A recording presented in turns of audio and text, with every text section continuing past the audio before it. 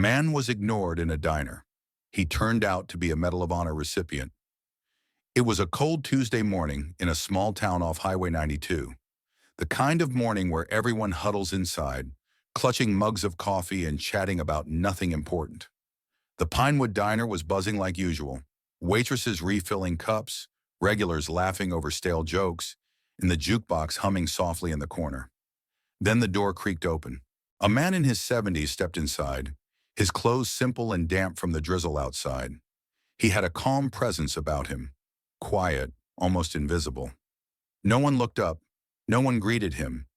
He walked slowly to a booth in the back and sat down without a word. He waited. 5 minutes.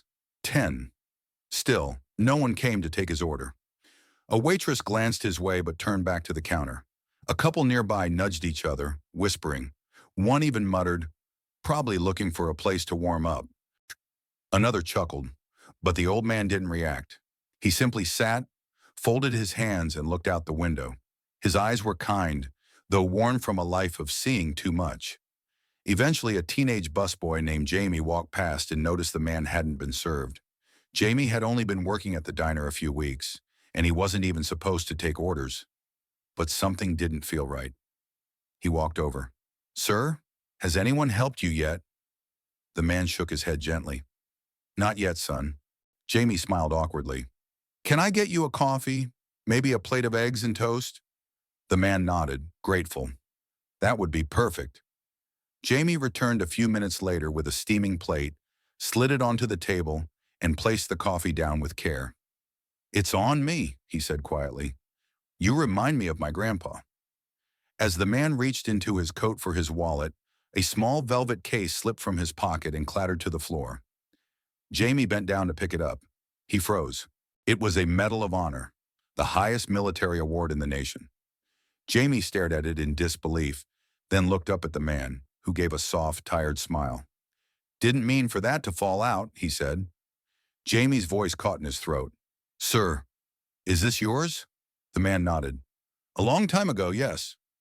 Word spread through the diner like wildfire. The cook came out from the kitchen, wiping his hands on his apron.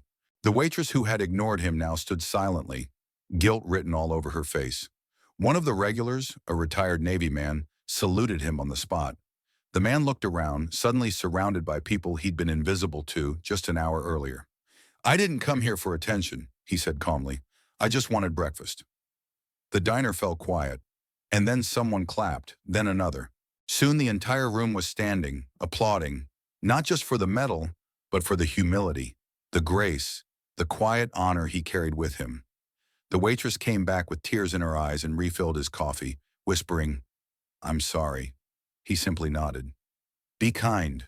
You never know who's sitting across from you." That day, Jamie learned a lesson he'd carry for the rest of his life.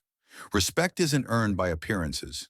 It's earned by character, and it can live in the quietest of people.